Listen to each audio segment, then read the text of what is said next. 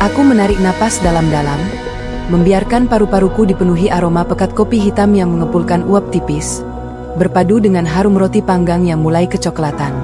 Udara pagi di dapur ini selalu terasa dingin, seolah-olah dinding-dinding marmer ini ikut membekukan sisa-sisa kehangatan yang pernah ada dalam hidupku. Pukul 6 pagi adalah waktu yang krusial, saat di mana Laras, putri tunggal kesayanganku, harus bergegas menyambut rutinitasnya sebagai wanita karir yang ambisius. Di balik rutinitas yang tampak sempurna ini, ada sebuah rongga kehampaan yang selama ini kusembunyikan rapat-rapat. "Laras, sarapan sudah siap, sayang," teriakku dari dapur. Suaraku sengaja kubuat ceria, sebuah topeng yang kupasang setiap pagi untuk menutupi kebosanan yang tak terperi. Aku adalah seorang ibu, seorang mertua, dan seorang janda yang telah lama melupakan bagaimana rasanya diinginkan sebagai seorang wanita. Laras muncul dengan langkah tergesa, rambutnya masih setengah basah, menebarkan aroma sampo bunga-bungaan yang segar namun terasa impersonal. Dia adalah personifikasi dari keteraturan, fokus pada angka-angka di layar ponselnya, jadwal rapat, dan ambisi yang meluap-luap. "Aduh, Emma, makasih banyak. Aku harus buru-buru. Ada meeting penting pagi ini," ujarnya tanpa menatap mataku. Ia meraih sehelai roti, mengoleskan selai dengan gerakan mekanis, dan mencium pipiku sekilas. Kecupan itu dingin, sekadar formalitas anak kepada ibu sebelum ia melesat pergi dengan bunyi langkah high heels yang membelah keheningan rumah. Lalu, suasana berubah saat Aris melangkah masuk. Menantuku. Dia adalah antitesis dari Laras. Aris adalah seorang pria dengan ketenangan yang menghanyutkan, seorang wira swasta yang tampaknya memiliki kendali penuh atas waktunya sendiri. Ia melangkah ke meja makan dengan gerak tubuh yang rileks namun penuh wibawa. Wajahnya bersih, matanya tajam namun teduh, dan ada aura maskulin yang begitu kuat terpancar darinya, sesuatu yang seringan bulu di musim semi namun seberat beban yang menekan dadaku. "Selamat pagi, Emma," sapanya. Suara baritonnya yang rendah dan bergetar selalu berhasil mengirimkan gelombang aneh yang menjalar halus ke sepanjang tulang punggungku. Aku hanya mampu tersenyum simpul, menyajikan sepiring nasi goreng khusus untuknya, porsi yang lebih besar, dengan tingkat kepedasan yang lebih tajam, persis seperti yang ia sukai. Sudah 7 tahun aku menyandang status janda. Aku, Widya, kini berusia 45 tahun. Namun, di balik angka itu, raga yang kupelihara dengan disiplin tinggi ini masih menyimpan lekuk yang sering kali membuat orang-orang di luar sana menoleh 2 kali. Aku rutin berolahraga, yoga di pagi hari, dan menjaga pola makan bukan sekadar untuk kesehatan, tapi untuk menahan laju kerentaan yang sering kali dianggap tak terelakkan bagi wanita seusiaku. Namun, di hadapan cermin besar di kamarku, usaha itu justru terasa seperti kutukan yang indah. Cermin itu memperlihatkan seorang wanita yang matang, menarik, dan yang paling menyiksa, sangat merindukan sentuhan. Aku mengamati Aris dari balik konter dapur saat ia mulai menikmati sarapannya. Posturnya tinggi, bahunya yang lebar terlihat kokoh di balik kaos polos yang ia kenakan. Gerakan tangannya saat memegang sendok terlihat kuat dan presisi. Dia adalah menantuku, suami dari darah dagingku sendiri. Namun, mata janda ini tidak bisa membohongi apa yang ditangkapnya. Aris adalah representasi sempurna dari segala sesuatu yang telah hilang dari hidupku selama bertahun-tahun. Perlindungan, kasih sayang fisik, dan pelukan yang bukan sekadar basa-basi. "Aris, apa kamu yakin tidak mau sarapan di kantor saja? Bukannya kamu ada janji?" tanyaku, sekadar pemantik percakapan agar ia tidak segera beranjak. Aku haus akan suaranya, akan kehadirannya yang mengisi ruang kosong di rumah ini. Aris tertawa kecil, suara tawanya hangat dan dalam, seolah menyentuh sisi sensitif di dalam pendengaranku. "Tidak, Emma. Masakan Mama selalu yang terbaik. Lagi pula, pekerjaan saya hari ini lebih banyak riset, bisa dikerjakan di ruang kerja rumah saja." Begitu pintu mobil Laras terdengar menjauh dan gerbang tertutup, sebuah atmosfer baru merayap masuk ke dalam rumah. Keheningan yang tercipta justru terasa jauh lebih riuh oleh pikiran-pikiranku yang liar. Disinilah kami, setiap hari, terjebak dalam ruang yang sama. Aku mulai membereskan meja dengan gerakan yang sengaja diperlambat. "Saya mandi dulu ya, MA. Setelah itu baru mulai kerja," Aris pamit, berdiri dari kursinya. Iya, nak. Jangan lupa sikat punggungmu yang keras itu. Jawabku dengan nada bercanda yang sedikit berani. Aku langsung menyesalinya saat melihat Aris berhenti sejenak, menoleh, dan memberikan senyum simpul yang seolah mengisyaratkan bahwa ia menyadari betapa perhatiannya aku pada setiap detail fisik tubuhnya. Saat aku mencuci piring, bunyi air yang mengucur dari keran seolah kalah dengan gemuruh di dadaku. Pikiranku melantur jauh. Bayangan punggung Aris yang tegap, dengan siluet otot yang samar di balik kaos tidurnya, terus-menerus mengusik konsentrasiku. Kerinduan yang selama ini kupendam rapat-rapat, yang hanya berani ku sentuh dalam mimpi-mimpi basah dan imajinasi liar, kini terasa begitu nyata dan dekat. Hasrat seorang wanita yang telah lama dipaksa tidur kini mulai menggeliat, menuntut untuk dibangunkan dengan paksa. Aku merasa cemas, takut akan diriku sendiri, namun di saat yang sama, ada semangat yang membara menantikan apa yang mungkin terjadi di sela-sela rutinitas yang monoton ini. Aku baru saja selesai menata kembali bantal-bantal sofa di ruang tamu ketika mendengar suara pintu kamar mandi tertutup. Itu Aris. Suara gemericik air yang samar-samar terdengar dari balik dinding seperti melodi provokatif yang membangkitkan seluruh saraf sensoriku. Aku mencoba menepisnya, memaksa diri fokus pada tumpukan majalah di meja, namun tanganku gemetar. Widya, jangan konyol, bisikku pada diri sendiri dengan suara bergetar. Dia menantumu, suami Laras. Namun, hati dan logika seringkali menjadi musuh bebuyutan. Hatiku yang membeku selama 7 tahun seolah menemukan sumber panas yang tak terduga. Suara kucuran air itu entah mengapa membangkitkan fantasi yang selama ini kusembunyikan di sudut tergelap jiwaku. Aku membayangkan kulitnya yang basah, titik-titik air yang menetes dari rambutnya yang tebal, dan uap hangat yang menyelimuti tubuh kekarnya. Aku berjalan kembali ke dapur, pura-pura memeriksa panci sup yang sudah dingin. Aku tahu persis ia harus melewati lorong sempit ini untuk kembali ke kamarnya. Lorong itu adalah titik buta di rumah ini, jauh dari pandangan jendela luar. Aku bisa saja masuk ke kamar dan mengunci diri, namun sepasang kakiku seolah memiliki kehendaknya sendiri. Mereka membawaku ke lorong itu, tempat di mana aku tahu persimpangan kami tak akan terelakkan. Sesaat kemudian, pintu kamar mandi terbuka perlahan. Uap air yang hangat dan lembab menyembur keluar, membawa aroma sabun sitrus yang segar dan tajam. Di ambang pintu itu, Aris berdiri. Duniaku seolah berhenti berputar. Tubuhnya yang biasanya tertutup pakaian rapi kini, hanya dibalut sehelai handuk putih yang melilit pinggangnya dengan kencang. Handuk itu tampak terlalu kecil, memperlihatkan paha kuatnya yang berotot dan dada bidangnya yang masih basah berkilat.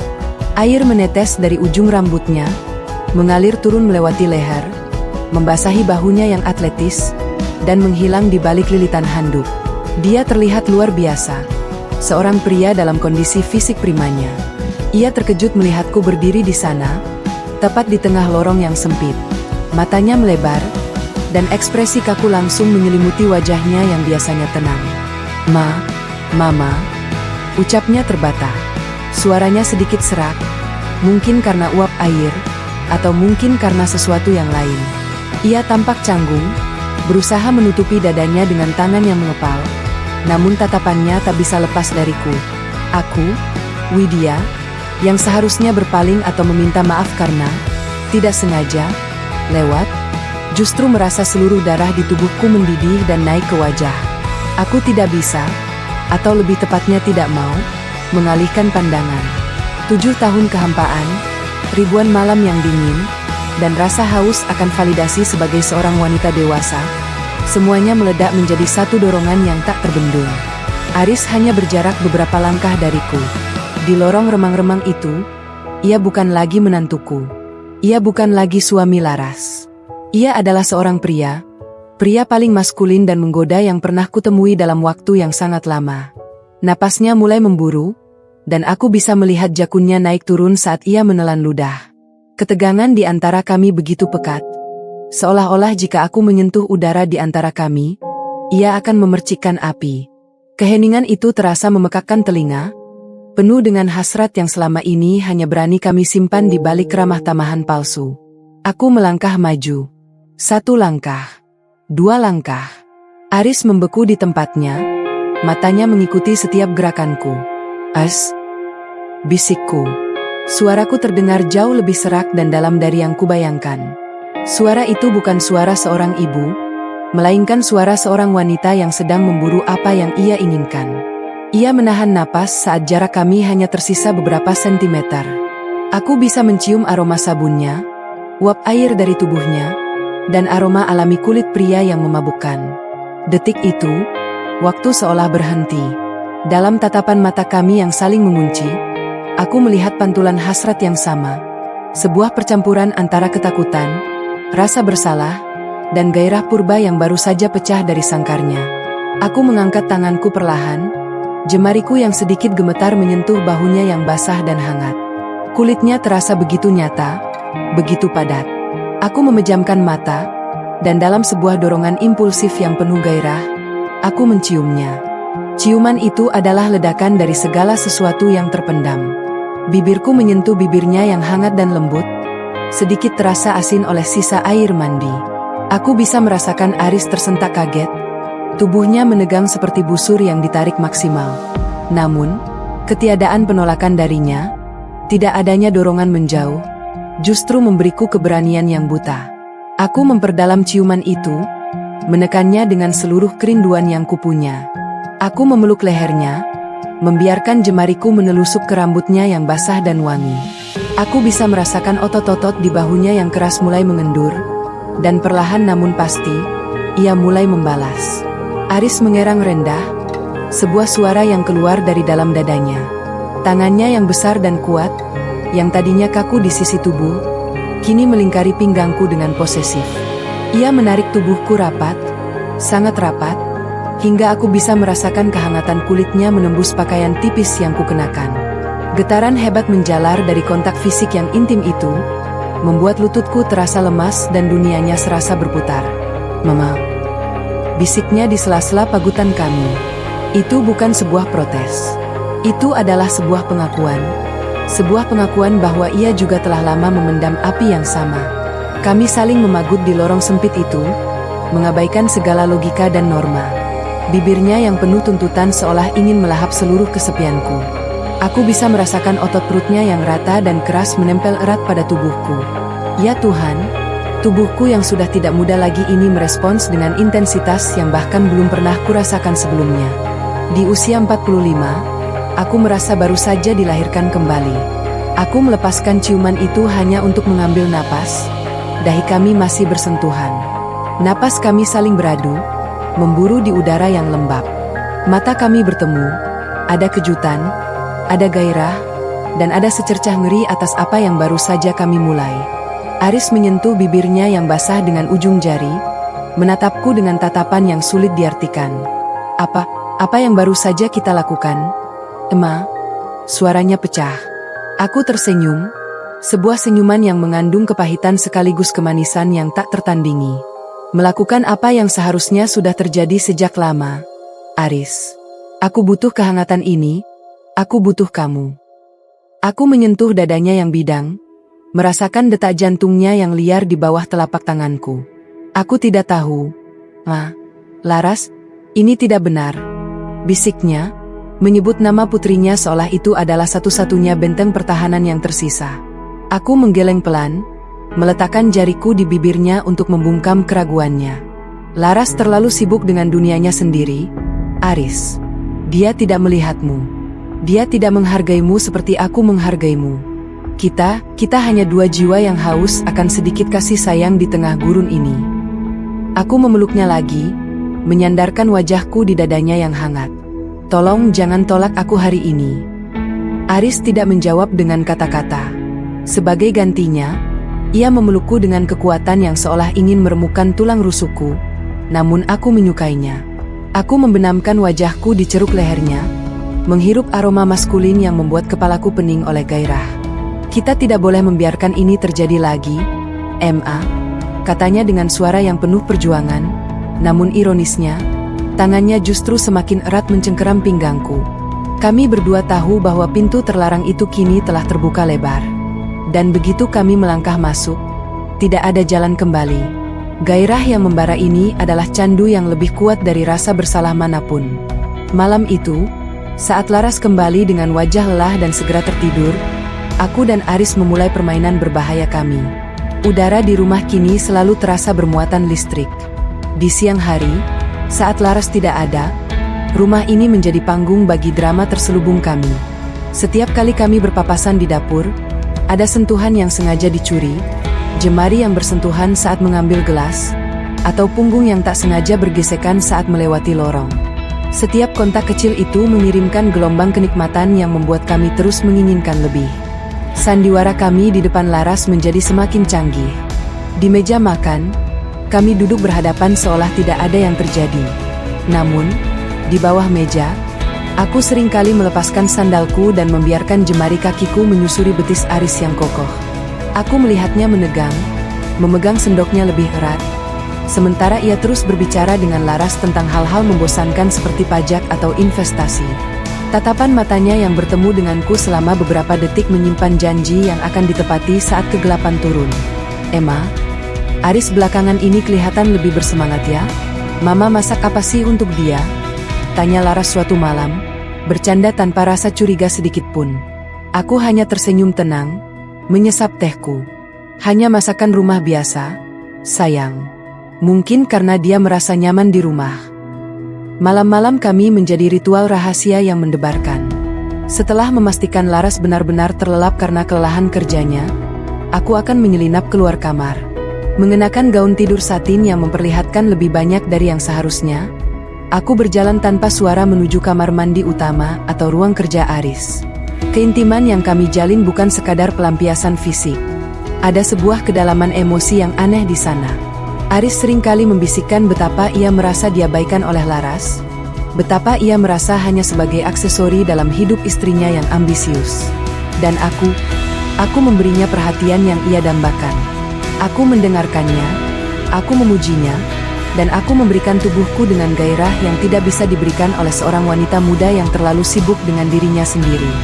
"Kamu sangat cantik, Widya," bisiknya suatu malam di kegelapan kamar mandi yang tertutup rapat.